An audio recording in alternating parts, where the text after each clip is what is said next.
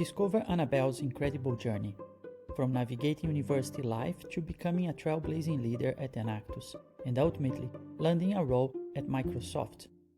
Her story is filled with inspiration, ambition, and valuable insights you won't want to miss. Let's get started. You have one of the most incredible stories I've ever heard in Enactus, from winning nationals, going to the World Cup, and then being poached by Microsoft. So tell me, how did this all start? How did it start? Well, started right back in university. To be honest, I came into university to do business management, right? I didn't really have a set idea of what I wanted to do. Business management kind of seemed as quite a broad subject, covering all of these different things. And when I went to the Nottingham Open Day, there was a group of students that came in to do a little bit of a talk around the different extracurriculars that were there. And funnily enough, Enactus was one of them. So for those listening who aren't aware, Enactus is a youth social enterprise business for universities. So they have networks all over the globe with the aim to create new businesses, to transform lives in the communities and different beneficiary groups. And when these guys came over, it was almost kind of like a little bit of a weird calling, maybe, I guess you could call it. They were coming on and they were talking all about a project that they have at the time. It was Foodprint, which was all about taking leftover food from supermarkets and selling it at a reduced price to people in the local community that couldn't afford healthy food for their families. And that just sounded like a whale of a interesting story to dig into, getting to meet the beneficiaries, understanding supermarket supply chain, and really getting into the depths of actually how to run a business. And you had no idea of how to run a business at the time? No idea. So literally straight out of A-levels, chose business management as a broad topic, came to the university, open day, heard about this Enactus piece and thought, that is a little bit of me. What attracted you the most? Was it the vibe? Was it the project? What was it? Oh, that's such a good question. It was really, really weird, right? Because I was sitting in the seat, and it was just a feeling inside of me that just felt compelling. I was curious to learn how you actually run a bit like a socialized business, a social enterprise business on that scale. Because they were sharing stats which are really impressive of all of the different beneficiaries. It was like 5,000 beneficiaries in a year that they were supporting in the local community, working with big companies like the Co-op and Asda, and supporting them on, redistributing that food waste. And food waste is one of those things, isn't it? You kind of it's in everybody's lives day to day. So I saw it as a problem and a challenge that actually, like, I could see in my own life. So it was that sort of relatability for the project, and ultimately, the supporting the local community in Nottingham got my heartstrings a bit. So I thought, yes. And how did you grow in the project and then became eventually, the team leader? Or what was your role in the team actually? Yeah, so when I joined Enactus, I didn't actually land on the Foodprint team. I landed in this team called Codex, which was essentially a social enterprise that would organise coding teachers from, there's students from the university that do computer science, and support and upskill those with autism and learning special needs to learn code. Because one of the things about things like autism is that actually they are really, really good at focusing their mind on pieces, and quite binary, and sometimes in the way that they think can be quite focused. So that was the business idea, and I came in as the HR director. So I was doing all the orchestration pieces, really kind of like a people focused role. You know what I find incredible? It's you just started uni and then you are HR director, right? And then it's like, how did it happen? Well, I know, and there's like a lot of imposter syndrome that goes along with that, right, Ivan? Because Oh, right. I haven't thought about that. You're right. I think it can happen, because you kind of feel that you skipped steps on the way. Interesting. I haven't foreseen that. Yeah. No, it's a bit of a taboo topic, to be honest, because you kind of jump into different roles, and this is the same for working life, right? You kind of start off in a role. There'll be other people in there that are much more senior than you. They might have more experience in life, but it's kind of honing down on what makes you different. I found like kind of really what do you bring to the team that maybe the others don't have, whether it's a new perspective, a new energy, a kind of new way of thinking. The experience kind of comes, and that's one of the things that I learned from being in Codex, right? You don't have to be the know-it-all. It's the asking the questions and leveraging other people's experience kind of really creates that great team. But you see that kind of a problem also at the workplace. Mm. You sometimes you see people placed in the wrong position, and you see the talent that they have, and they are just at the wrong place, and you say, oh, if I move this person from here to the other role there, they will do much better. Right. And I've seen it before as well. You get that feedback from other people saying, oh no, they are on this path, and it would be difficult to go to the other path, career path. And I think it's such a shame, really, when companies don't allow people to move or change directions. You don't have to be happy all the time with what you're doing. At some point in your life, you're going to say, yeah, I feel like I should do something else. Yeah. Does Microsoft allow you to do that? Oh yeah, you can move around, but there is that. It's sometimes quite hard to move around, right? Because you never know whether there's going to be like an opening opportunity. It's all about building that network around people to support you and make sure that you know what you're going in for. But you probably find that working in Bentley as well, all of the awesome talent that you have there, and it's keeping people infused and keeping people excited about turning up to work on a day-to-day basis. The worst thing is to have somebody there that's like, oh God, like, I don't know why I'm here. There's no purpose behind that. You want people to come up and actually be really excited about what they're doing on a day-to-day basis. And if there isn't that match, it's like, how do you best, help people's pathway and direction almost shift so that they're on the right path. And in your case, you have a blend of customer success, philanthropy, leadership, organization leadership. Where are you at the moment, and where do you see yourself going next? So at the moment, I'm in customer success. So I'm a customer success account manager at Microsoft, working in defense. And I'm absolutely loving it. It's a really, really good kind of basis role to start.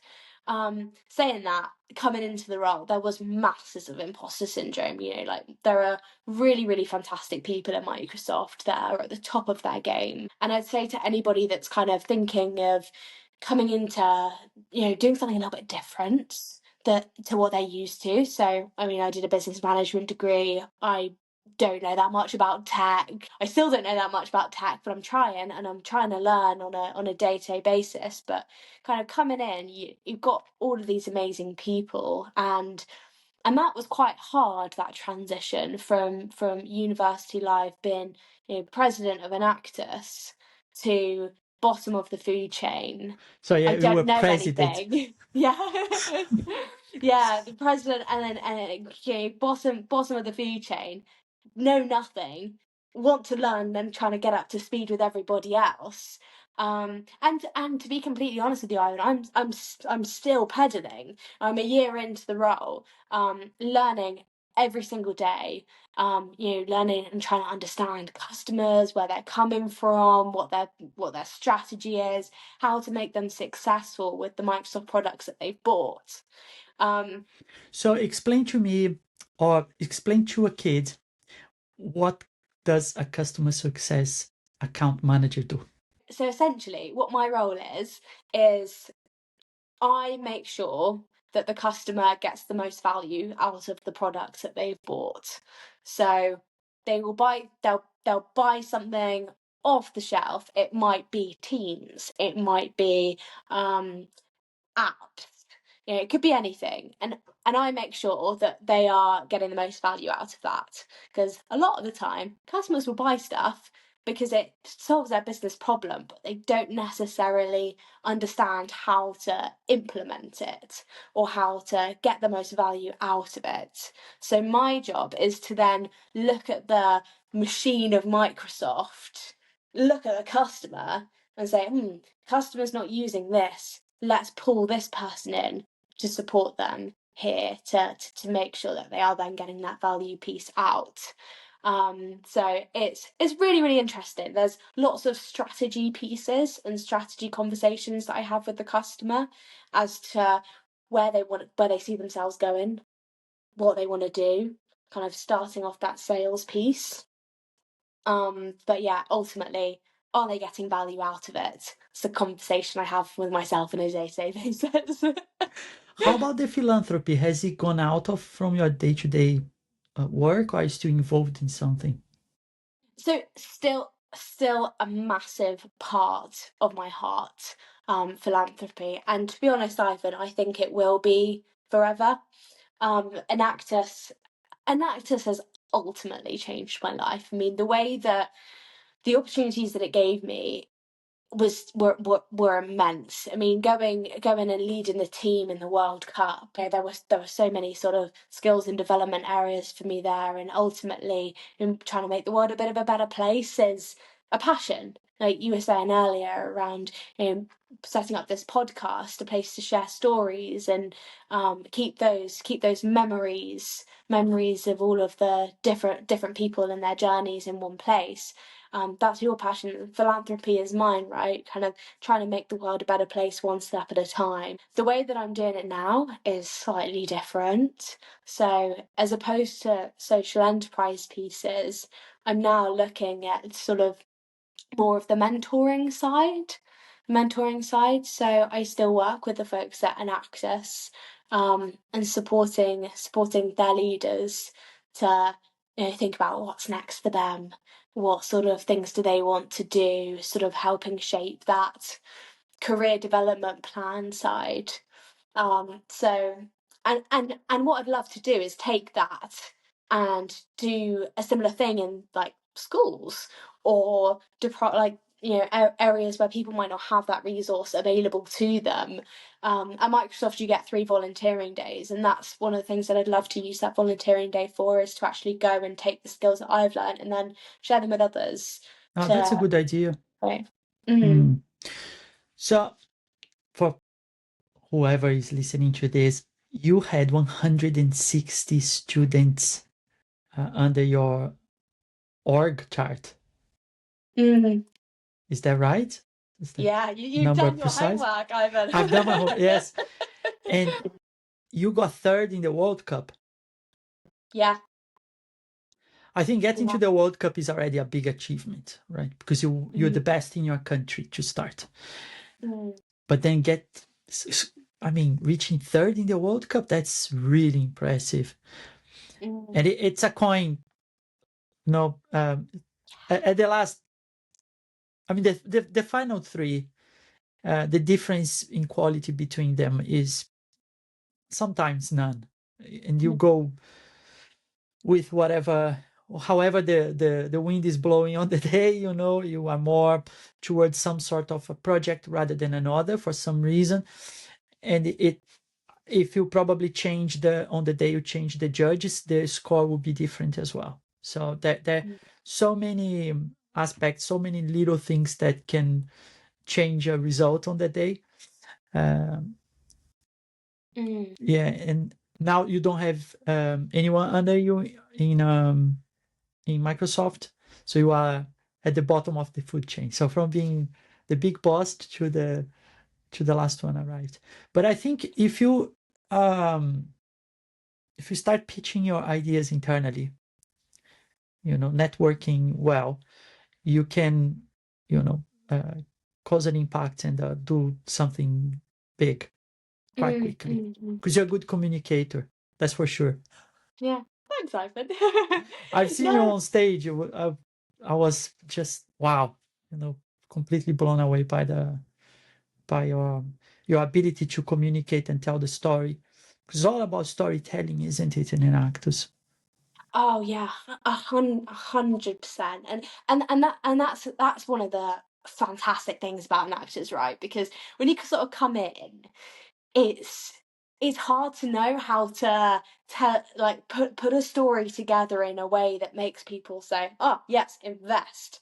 Whereas in Enactus, what was really, really, really good is that you're kind of taught how to do it in a way that's almost like you're learning from others, right? You're learning how do other teams pitch. The amount of World Cup videos that we watched before going into that, Ivan, like I can't even tell you. Like I'd say millions. That would probably be a bit of an over exaggeration, but it felt like millions. We were watching people's presentation styles. We were watching the way people pitched their voices. We were watching the way that people use their hands. Like all of those little bits created the presentation, which was so compelling that the judges put a yes, 5 or whatever the marking was. And if you look back at like the different presentations, so I think it was Egypt that won that year.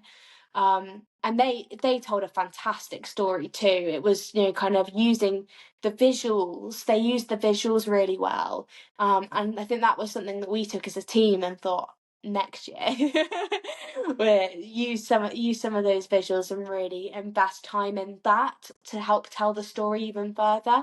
But yeah, in the run up to that World Cup was intense, and it was really challenging, right? So for a bit of background, like I took a step out of Enactus for my intern year at Microsoft, year 3, and then came back as president in year 4 of the uni degree. wow. So I was out for a whole year, and coming back into that team, we'd won nationals, World Cup was on the cards, and it was that summer between Microsoft and come back to university that I had to not only integrate back into the team as a leader, having not known like any of the people in the team because everybody else had moved off, right?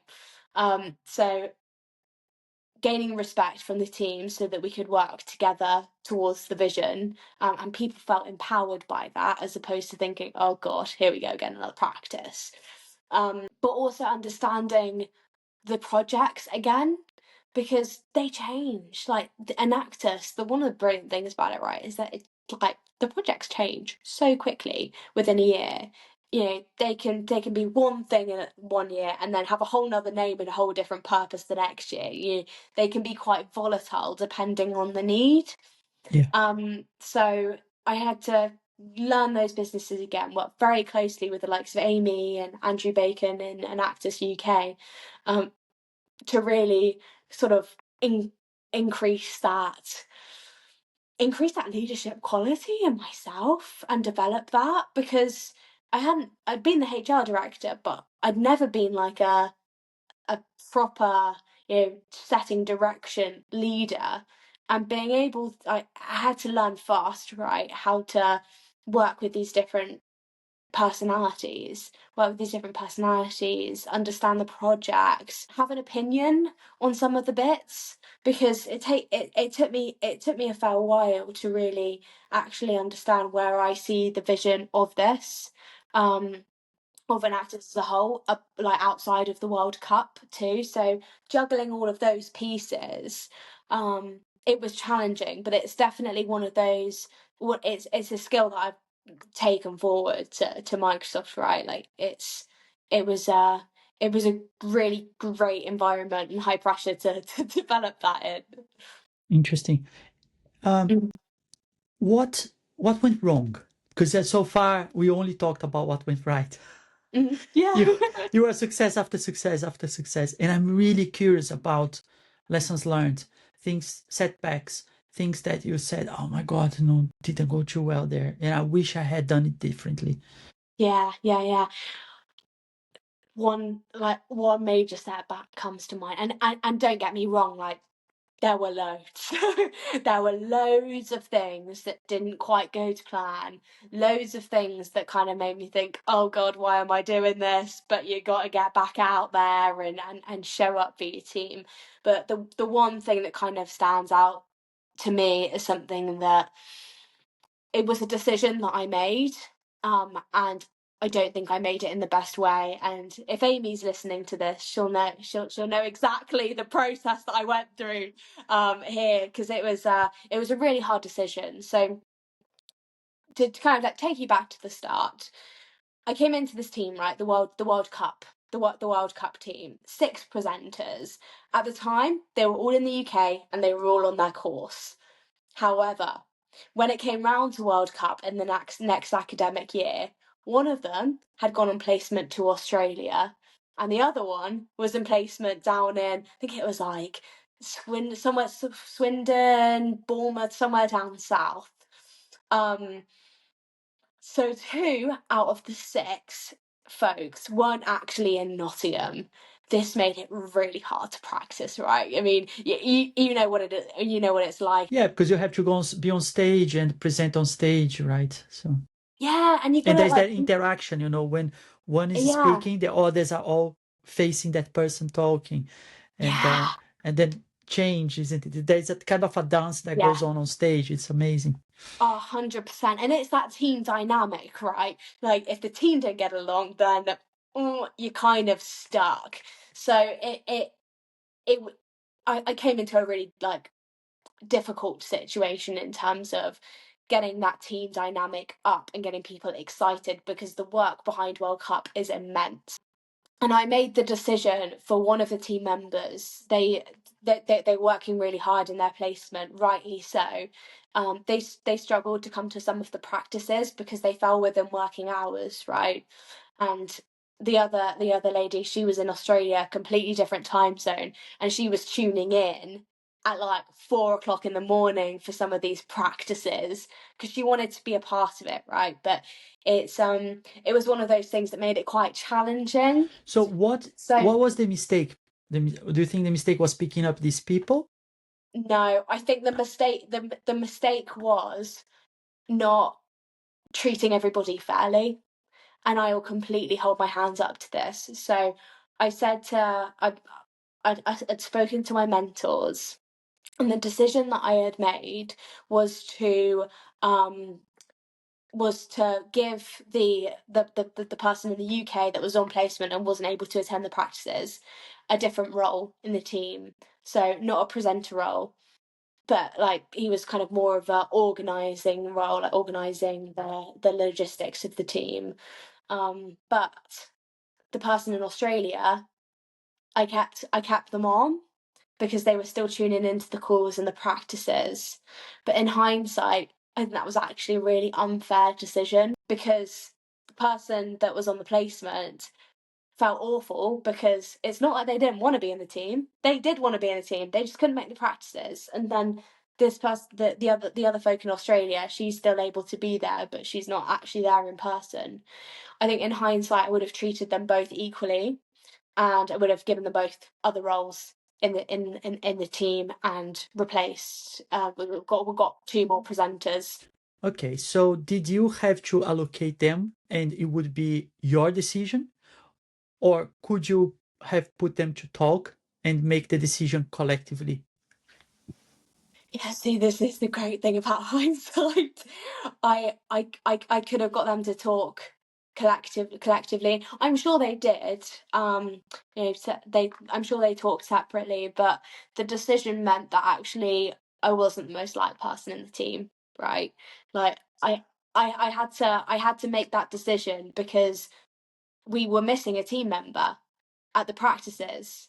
So in my mind at the time, I'd made that decision for the better of the team so that everybody could be in the practice. But because I didn't treat them fairly, they'd been a close team running up to nationals, right? And this new person coming in is moving people around and changing things. In hindsight, I would have treated them both equally, and I would have got two new presenters in that were in Nottingham at the start, rather than halfway through changing it around. And that was a really, really hard personal growth piece for me throughout that time, because I'm a bit of a people pleaser. That is a weakness of mine. I like people to be happy. I like people to have come with energy, but it's a hard decision that I had to make, and I don't think I made it in the right way. Maybe no. Maybe you Yeah. did the right thing. Maybe because you won the nationals and then you won the you went to the finals in the World Cup, right? So maybe who knows? Who knows? Yeah. And being a people Hindsight. pleaser is not the best thing to be to do at work. Sometimes you need to make tough decisions.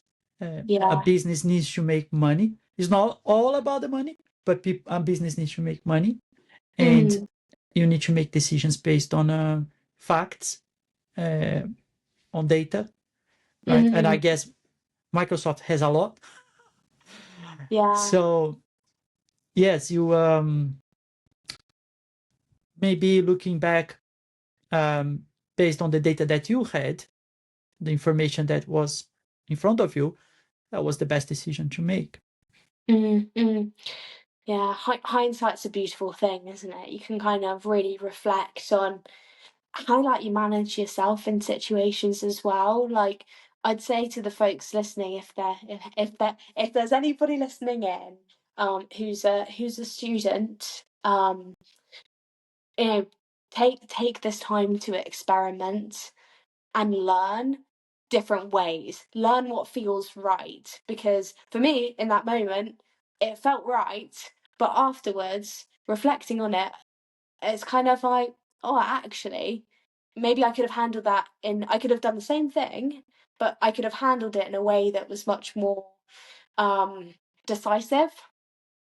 And that's one of the lessons that I've tried really, really hard, and one of the muscles that I've really tried hard to flex, because it's something I'm not comfortable with, but it's something I'm working on and taking throughout work. So I'd say anybody listening, this is a really, really great time to go and find out those muscles that you think are maybe a bit weak, and exercise them. Find those challenges that are going to push you and help you exercise those muscles, so that when you come into the workplace, you've got those muscles going, like they're strong.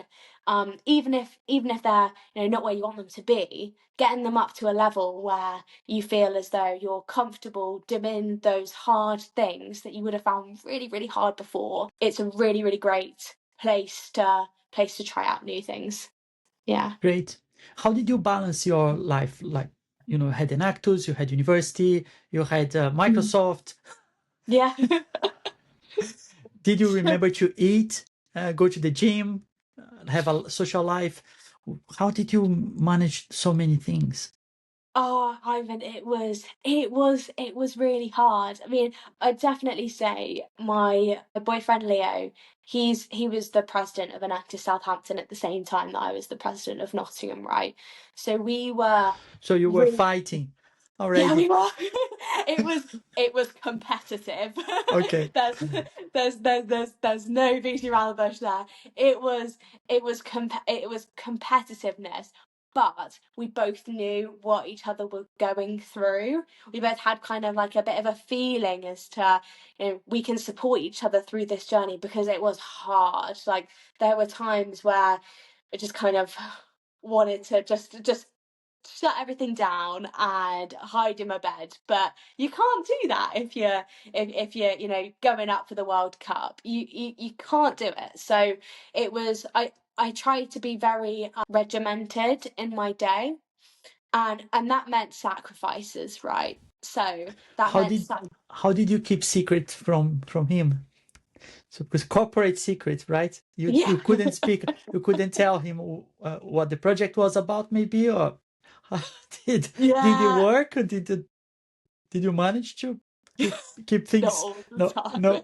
I did try. I mean, we were quite we did keep some bits from each other. So coming up when it came to the nationals of our year, we were it was a bit of an awkward time in our relationship. We weren't able to share things like stats and projects, and we had to be quite careful as to what we told each other. But saying that, Enactus spirit, right? We all win. It's still that supportive. It was that supportive network, and actually it worked quite well because we were able to connect our teams too. Like it was nice having like being able to connect my team with Leo, and he was able to support and I do the same for his team as well, just on like different learnings and also connecting different teams, because even though competition is a big part of it, there's still that amazing network that Enactus students have access to throughout the UK and the world, of all people going through the same journey, striving for the How same well goal. did he do? He did well. He did well. So he won the nationals the year before. Right. So And that you was the stole it from him. competitive piece. Yeah. Don't tell him that, Ivan. Yeah. No. This is it. It was. Female power.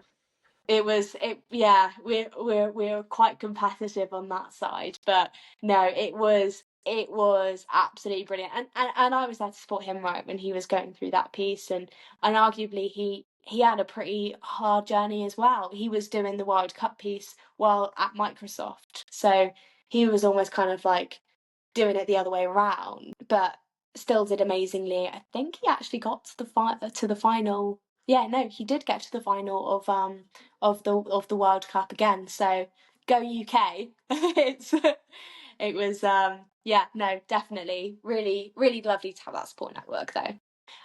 If there are any students that are out there listening, or those that are kind of curious about startups and building something from the ground up, one of the things that I learned that was a hard lesson to learn, but it's one that I've taken through to Microsoft, to my career, and to be honest, my personal life as well, is to just give things a go. Like you don't have to be like knowing everything. You just have to put your hand up and say, "Put me forward, let me try." And you can, there'll be people there that you can build off of, ideas that you can bounce off of.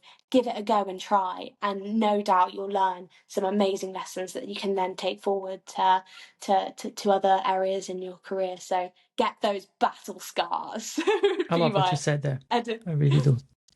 Yeah. Amazing. Thank you, Ethan. Do you have any questions for me? I actually do have some questions for Go you.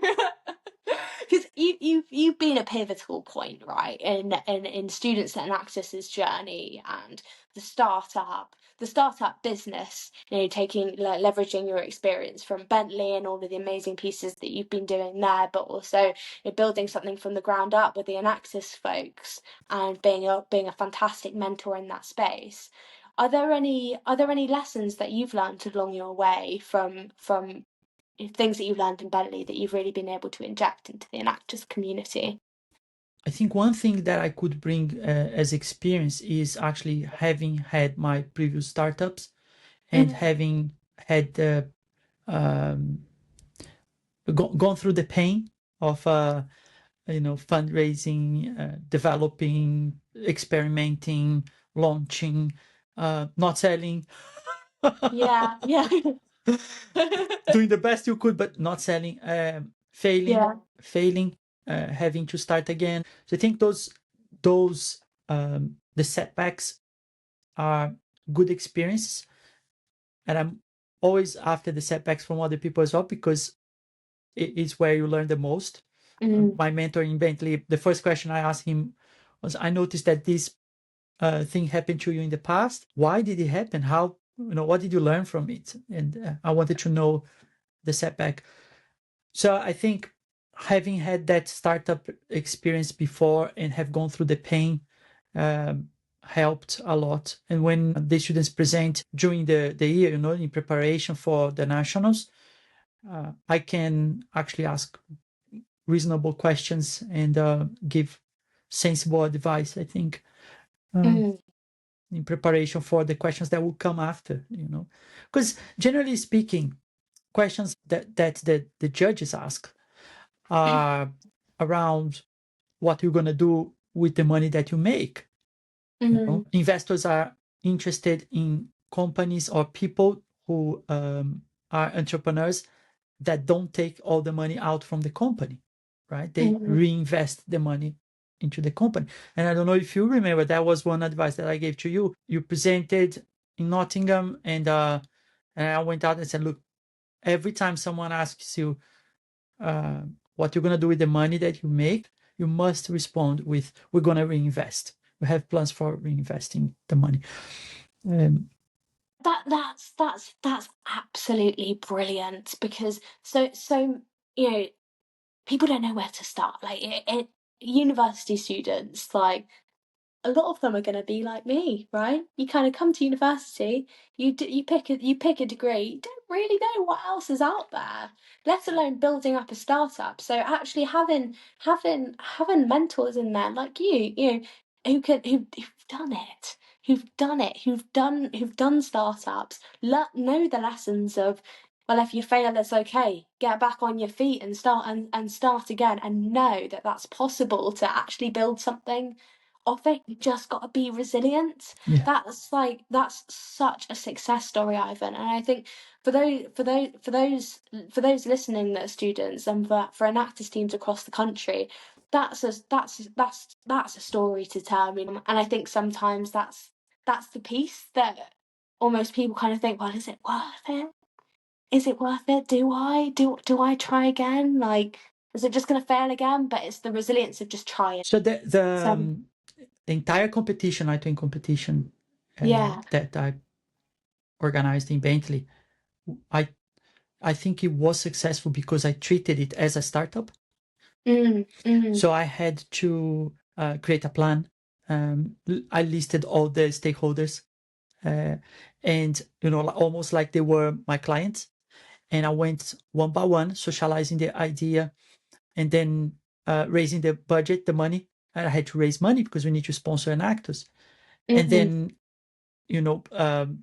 recruiting people, because I couldn't be the